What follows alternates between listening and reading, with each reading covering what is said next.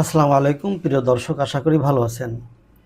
হেফাজতে ইসলাম বাংলাদেশ এর সম্মানিত আমির মুহিবুল্লাহ বাবুনগরী তিনি জামাতে ইসলামী সম্পর্কে একটা মন্তব্য করেছিলেন বেশ কয়েকদিন আগে।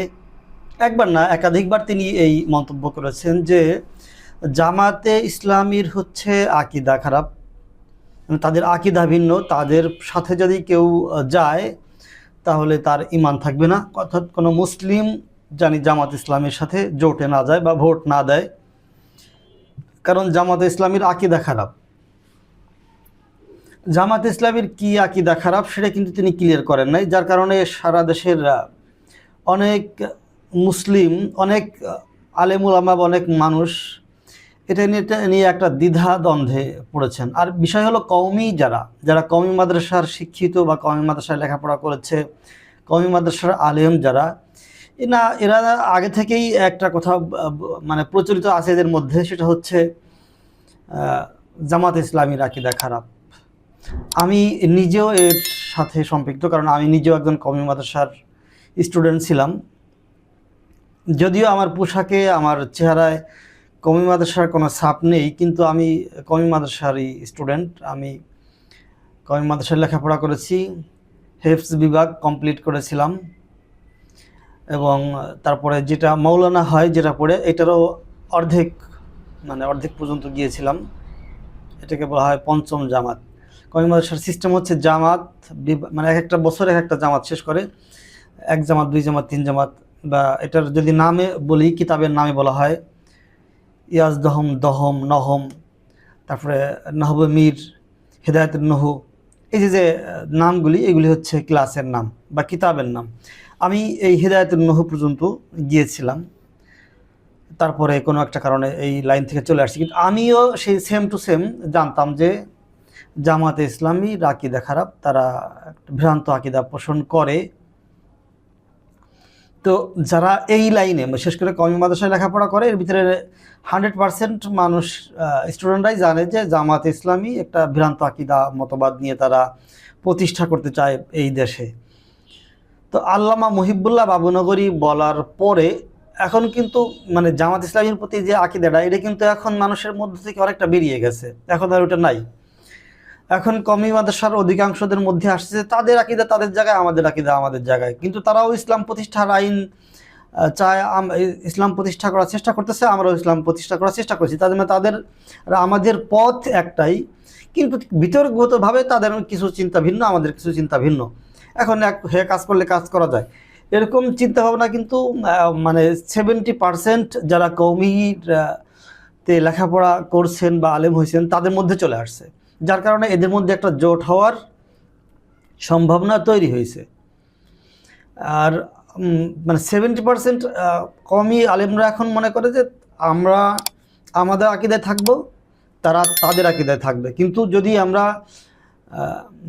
রাষ্ট্রীয় ক্ষমতায় যেতে পারি, তাহলে হয়তো বর্তমান যে দেশের পরিস্থিতি, চাঁদাবাজ দিয়ে ভরে গেছে দেশ, বা যে অবৈধভাবে দখল বাণিজ্য, চাঁদা বাণিজ্য, সালিশ বাণিজ্য, বিভিন্ন জায়গায় একই দলের দুই পক্ষের মধ্যে মারামারি কাটাকাটি, এইগুলি থেকে দেশ মুক্ত হবে।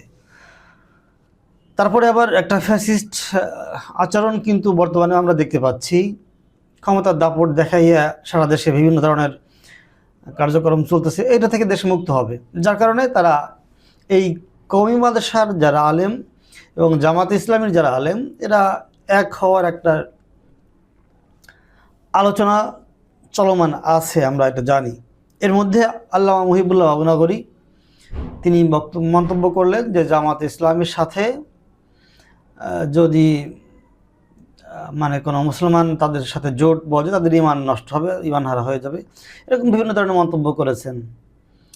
এমত অবস্থায় যারা সাধারণ মানুষ, কিন্তু তারা খুব ধর্মপ্রাণ মুসলিম, তারা আলেমদেরকে খুব শ্রদ্ধা সম্মান করে, আলেমদের কথাকেই তারা জান্নাত পাবার রাস্তা মনে করে, তারা কিন্তু আলেমরা যেই পক্ষে আমরাও সেই পক্ষে। এদের মধ্যে অনেক মানুষ ছিল যারা জামাত ইসলামীকেও ভালোবাসে, তাদের মধ্যে একটা বিরূপ প্রতিক্রিয়া সৃষ্টি হয়েছিল আল্লামা মুহিবুল্লাহ বাবুনগরীর ওই মন্তব্যের পর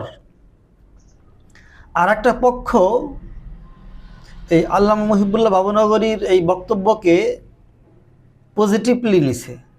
তারা চিন্তা করছে এখন আর যারা কওমি বান্ধব যারা, তারা হয়তো আর এই জামাত ইসলামের সাথে জোট করার সম্ভাবনা কমে গেল। অর্থাৎ সারা দেশে জামাতের একটা নেগেটিভিটি ছড়াইলো, এটা তাদের জন্য একটা পজিটিভ হয়েছে। যার কারণে আমি নামটাই বলি, বিএনপির মধ্যে অনেক মানুষ এটা এই কথায় বাহবা দিছে বা হাতে তালি বাজাইছে বা মিটিমিটি করে হাসছে। তো বিষয় হলো, গতকাল এই হেফাজতে ইসলামের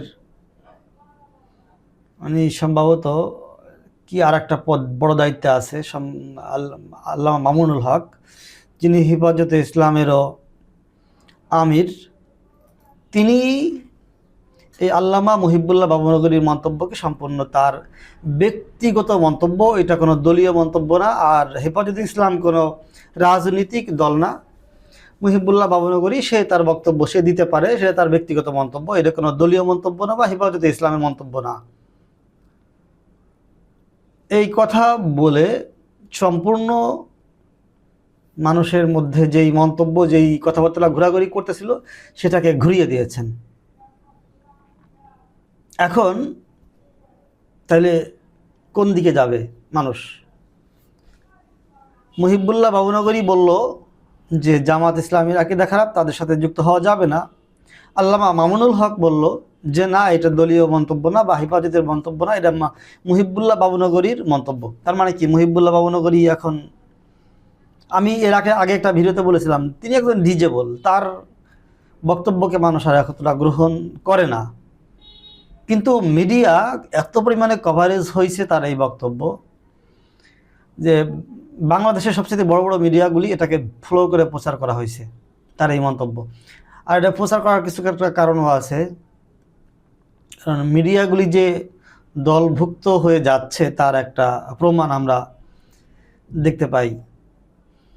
বিগত ফ্যাসিস্ট সরকারের আমলে মিডিয়া কিন্তু এই কাজটাই করত, একটা পক্ষের হয়ে কাজ করত, একটা পক্ষের হয়ে তারা নিউজ কভারেজ দিত, যার কারণে কিন্তু শেখ হাসিনার ফ্যাসিস্ট হয়ে ওঠা আরও অনেকটা সহজ হয়ে গেছিল। তা বাংলাদেশের মিডিয়াগুলি এখন সেই আচরণটাই করছে, অধিকাংশ মিডিয়া, আমরা সেটা দেখতে পাচ্ছি। কিন্তু এই যে মামুনুল হকের এই মন্তব্য, এটা কিন্তু সব মিডিয়া এইভাবে কভারেজ করে নাই। তারা হেডলাইনটা এমনভাবে করছে যেটা মানুষ গুরুত্ব কম দিবে। তো এই হলো হেফাজতে ইসলাম এবং আল্লামা মামুনুল হকের মন্তব্য। আমি এখানে ওনাদের যে মামুনুল হকের মন্তব্য নিয়ে যে একটা সংবাদ প্রকাশ হয়েছে, আমি সংবাদটার কিছু অংশ আপনাদেরকে একটু পড়ে শোনাতে চাই। বাংলাদেশ জামাতে ইসলামী সম্পর্কে হেফাজতে আমিরের মন্তব্য তার ব্যক্তিগত, এর দায় হেফাজতে ইসলাম নেবে না বলে মন্তব্য করেছেন হেফাজতে ইসলামের যুগ্ম মহাসচিব মাওলানা মামুনুল হক। সোমবার 13 অক্টোবর ঢাকা রিপোর্টার্স ইউনিটিতে এক সংবাদ সম্মেলনে সাংবাদিকদের এক প্রশ্নের জবাবে তিনি এই মন্তব্য করেন। সংবাদ সম্মেলনে হেফাজতের আমির আল্লামা মহিবুল্লাহ বাবুনগরী, মহাসচিব সাজিদুর রহমান উপস্থিত ছিলেন। তার মানে এই সংবাদ সম্মেলনে যিনি মন্তব্যটি করেছেন, ওই যে মহিবুল্লাহ বাবুনগরী, তিনিও এই সংবাদ সম্মেলনে উপস্থিত ছিলেন। তার মানে মামুনুল হক তার সামনের উপরেই এই বক্তব্যটা দিয়েছেন, এটা তার ব্যক্তিগত মন্তব্য, এটা হেফাজতের বক্তব্য না বা কোনো খেলাফত মজলিসেরও বক্তব্য না।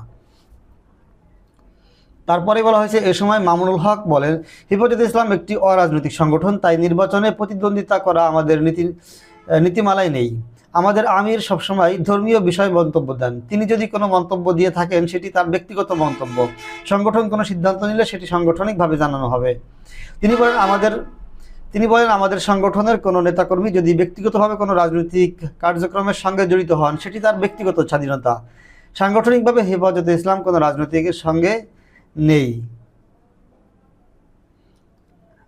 আর একটা বিষয় বলে রাখি, এই হেফাজতে ইসলামের কয়েকজন নেতা কর্মী তারা কিন্তু মানে বিএনপির যে মুখপাত্র বর্তমানের সালাউদ্দিন আহমেদের সাথে একাধিকবার বৈঠক, মিটিং, দেখা সাক্ষাৎ করেছেন, দোয়া নিয়েছেন, কথা বলেছেন। এই বিষয়টা কিন্তু মানুষের নজরে আসছে। তো এই কারণে অনেকের মধ্যে একটা চিন্তা এসে গেছিল, সেটা হলো যে মামুনুল হকের দল অর্থাৎ খিলাফত মজলিস হয়তো বিএনপির সাথে জোটে চলে যাবে। তো সেটাও কিন্তু তিনি ক্লিয়ার করেছেন যে না, হেফাজতে ইসলাম খিলাফত মজলিস কোনো জোটে যাওয়ার বিষয়ে এখনও কোনো সিদ্ধান্ত নেয় নাই। তারা যদি সিদ্ধান্ত নেয় তাহলে মাঠ পর্যায়ে যারা নেতাকর্মী আছে খিলাফত মজলিসের, তাদের সাথে পরামর্শ সাপেক্ষেই তারা সিদ্ধান্ত নিবে কোন দলের সাথে তারা জোটে যাবে। তো এই মাসেরই 25 তারিখে তাদের একটা গুরুত্বপূর্ণ মিটিং হওয়ার কথা আছে দলীয়। সেই মিটিং থেকে হয়তো একটা সিদ্ধান্ত আসতে পারে। আমরা নেক্সটের ভিডিওতে এই বিষয়ে আরও গুরুত্বপূর্ণ তথ্য জানবো ইনশাল্লাহ। এই ভিডিও এ পর্যন্তই। আল্লাহ হাফেজ।